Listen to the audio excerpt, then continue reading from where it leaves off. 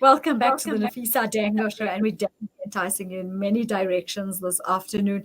And we're saying today we're talking about relationships because it is the essence of life. Our relationships is what keeps us going and what puts us in a better space, and it gives us that quality of life. And talking about the quality of life, I have a sister that's going to be joining us this afternoon on our segment. Her name is Chloe Bayliss, and she's going to talk to us about this miscarriage that she had after being diagnosed with a disorder called premature rupture of the membranes. I think it's something that a lot of people could relate to and learn from. It's going to teach us also how to deal with the situation that we're in. And that's why we're asking you to listen to this particular segment. A very good afternoon to you, Chloe Bayliss. Hiya. Hi there. It's so nice to see you. Are you well? Yes, I'm good, thank you.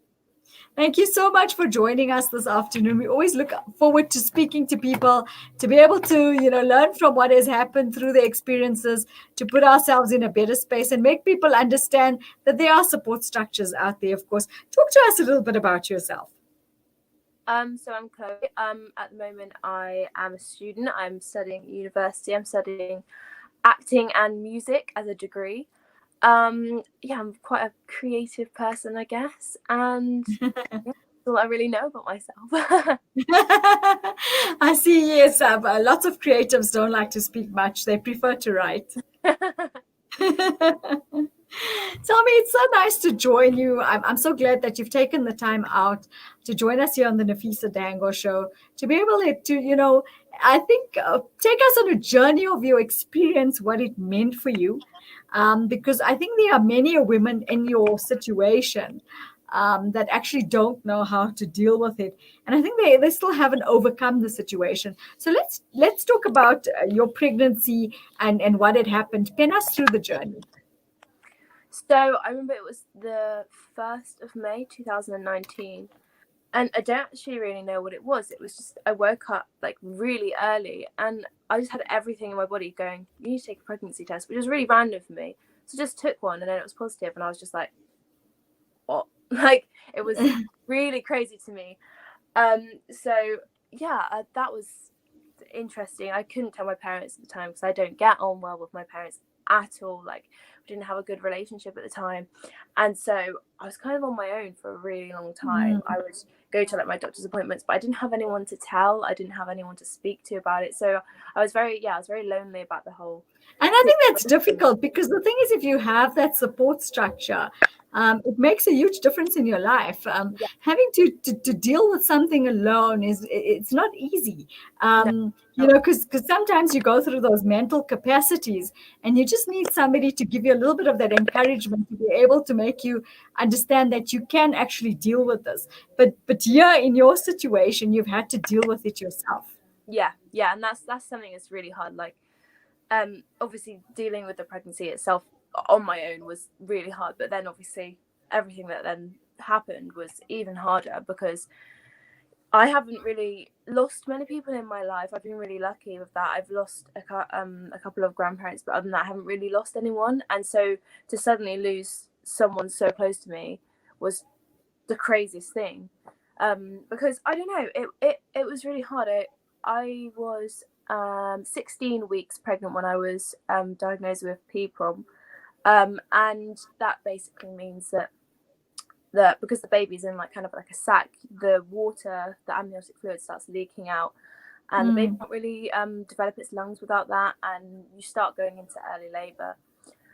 So I then went into labour at 18 weeks, which of course is way too early for a baby to thrive. And I just remember them telling me, because I was rushed into hospital, and then telling me that there's nothing we can do to save your baby. And that was like there's just a moment in my life that I was just like, what do I even do? Because I had so many plans, I had so many, I don't know, there's just so much I wanted to do, and I was like, this is going to be my life now, and I'm really happy about it. I got to a place where I was really happy about everything that had happened, And it was really hard for me because it just felt like everything just suddenly came crashing down, and I was just like, I didn't And even I know suppose what to you do. had these expectations. I mean, because like you're planning ahead, you have these expectations that, where you say, this and this is what I'm going to do when I have my baby. Yeah, These are the things we're going to do together.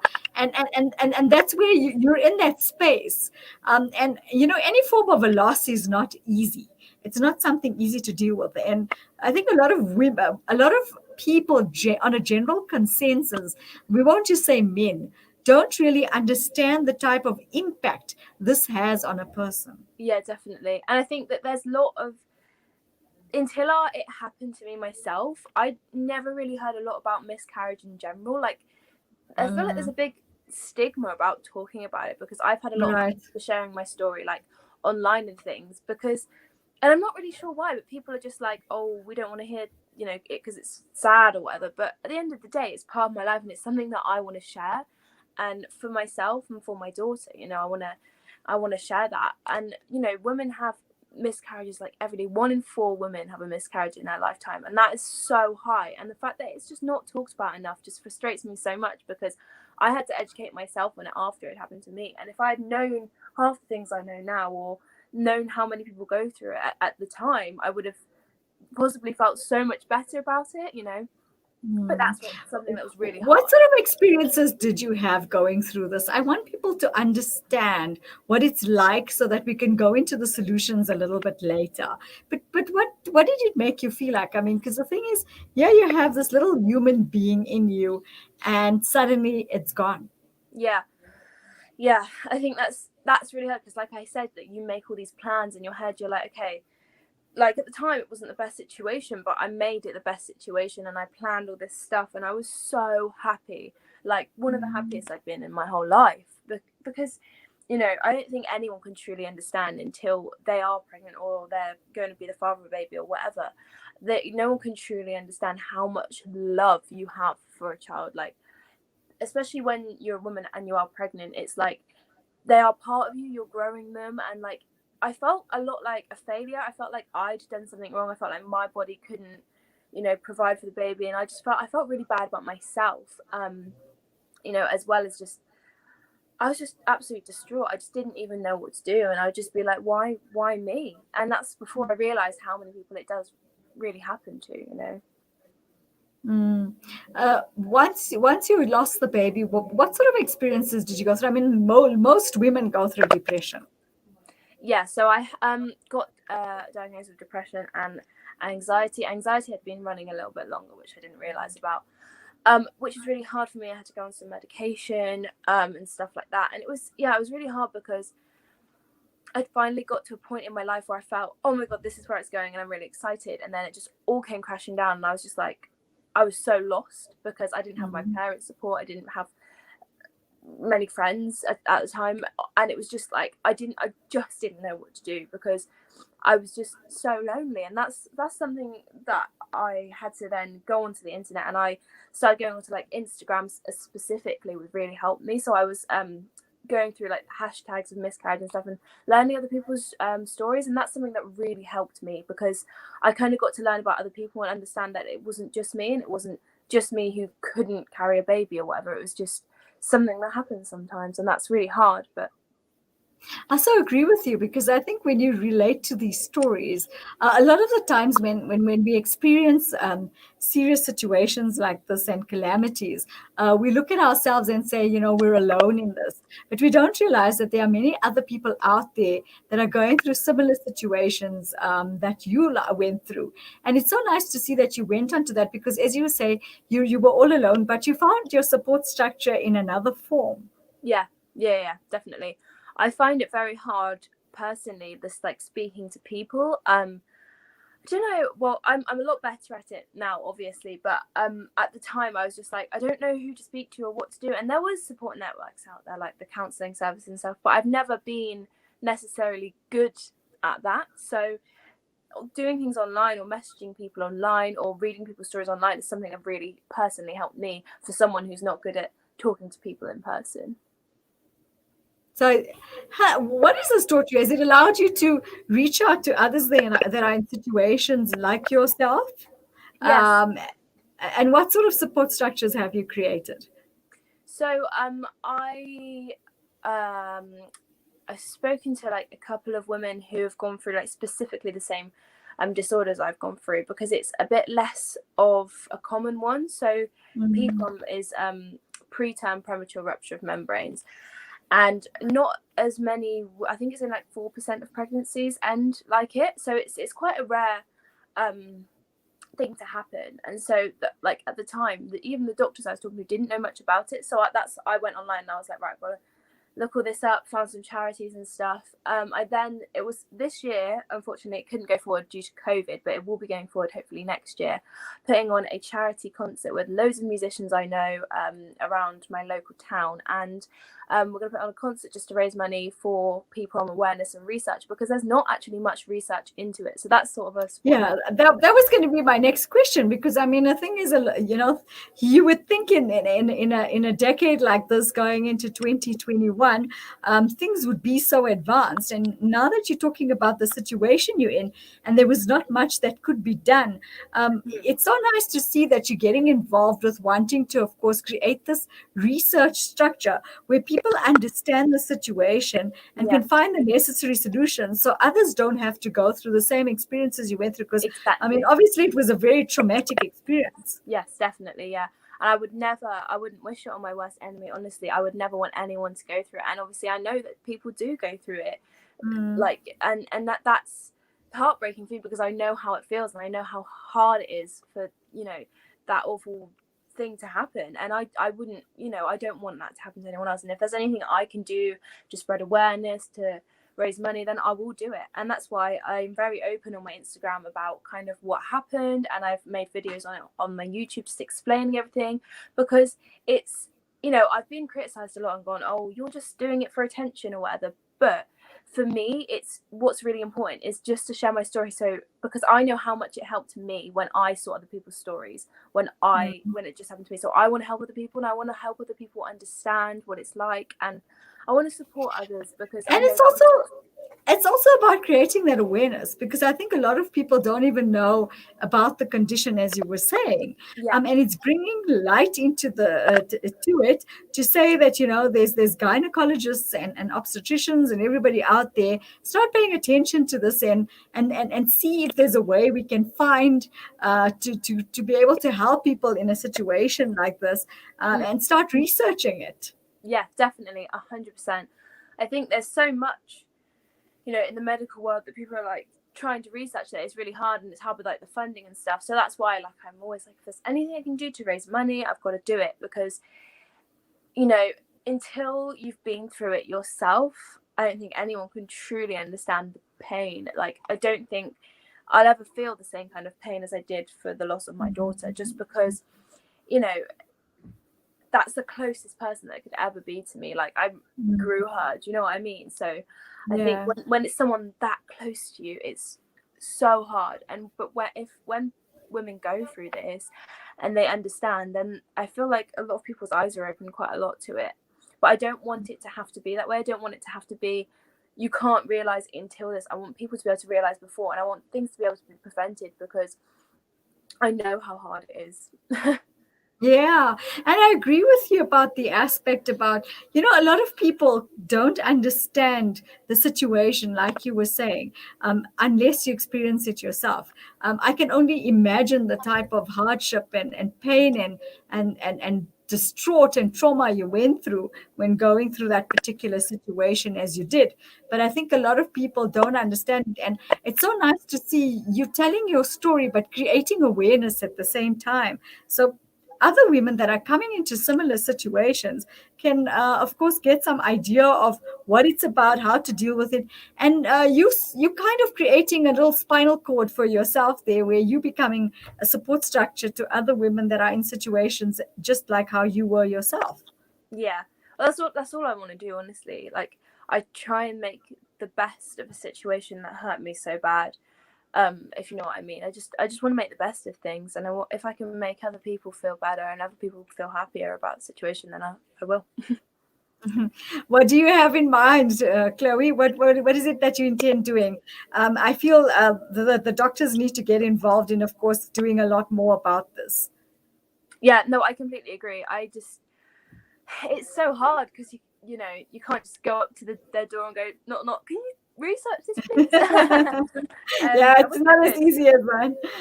I wish I could just snap my fingers and make it go away, because it is a horrible thing, you know, no matter if it's PPROM or if it's a early miscarriage or stillbirth. There's so many different ways. I just think it's really important that I share my story to help others, because I was inspired to share my story by other people sharing their story. So if I can share my story, then other people will think, oh, maybe I can share my story, and then it will just it's you know, it's a knock-on effect, isn't it? And it's just creating this support network and helping people feel supported. I know I had a message on Instagram a couple of months ago now, and it was a quite a young girl. She was the same age as me. She was 17 at the time.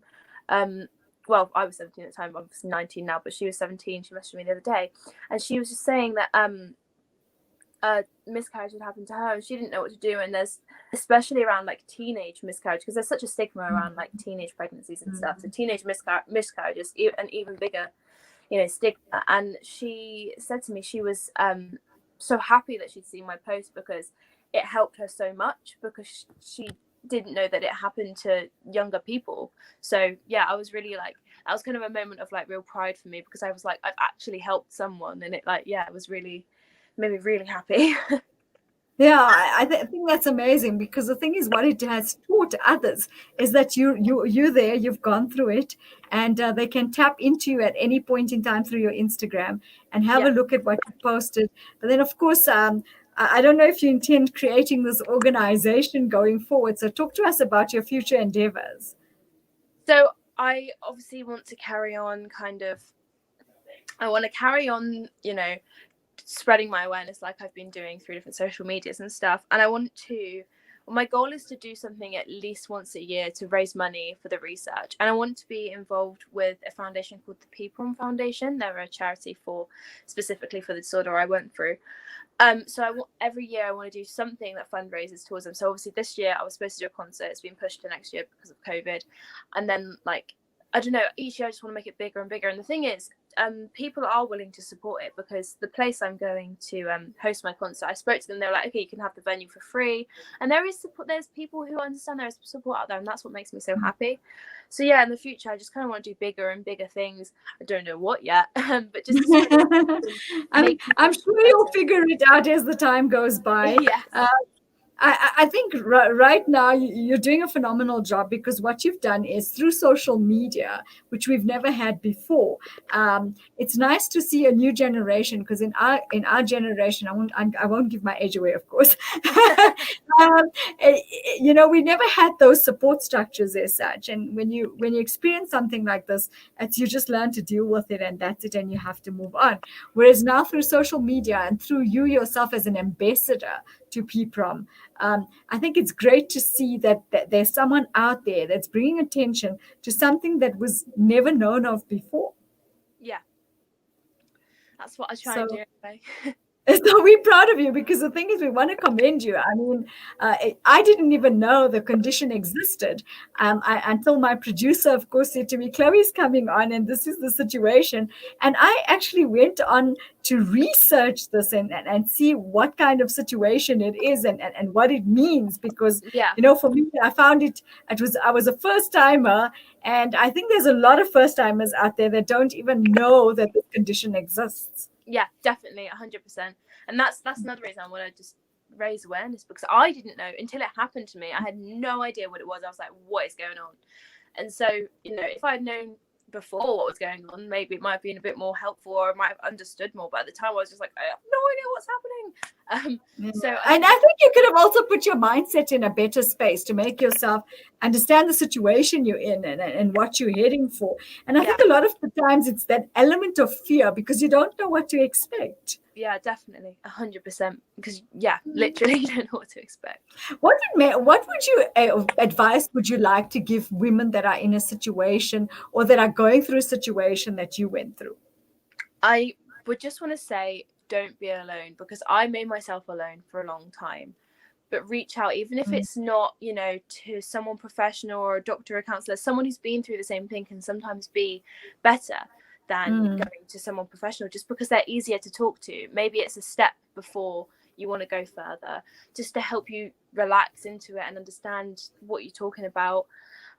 Talk to yourself about it as well. Like, that's something that helped me, like just going through it in my head, understanding what's happened, properly research and understand what's happened to you, just so you can give yourself sort of peace of mind that it's not your fault. Because that's something for me that was really hard, was me just going, oh, it's all my fault, I've ruined this, what have I done? And that's, you know, you can't blame yourself, because there was no factor that I could have controlled in it. And you know, that's one of the hardest things, blaming yourself. And you just have to understand that it's not your fault, and reach out to people, because just don't be alone, because that's what I did for the longest time, and it's not good.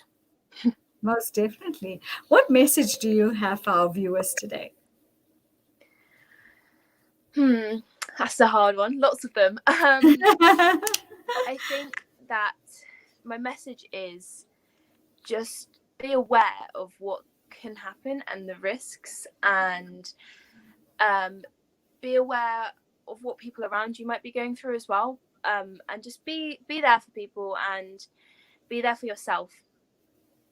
Yeah, I think that's important. And I think this is what COVID-19 has taught us. I always say it's taught us to reflect, retrospect, and reconnect.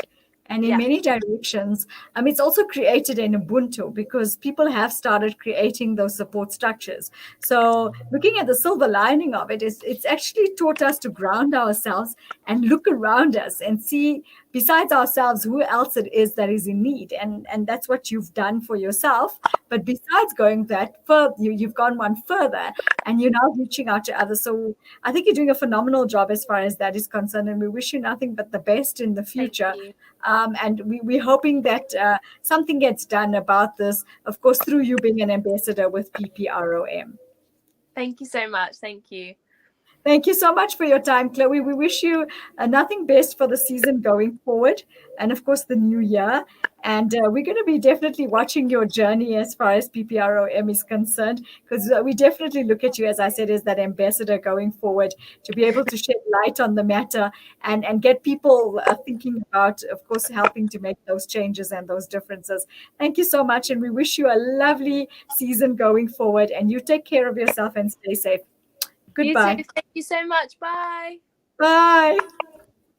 And that was Chloe Bayliss talking to us about her situation with her miscarriage, definitely shedding light on something that we never even thought existed, PPROM, which is called a premature rupture of the membranes. And that's what happened. She lost her baby at 16 weeks and had to create a support structure for herself.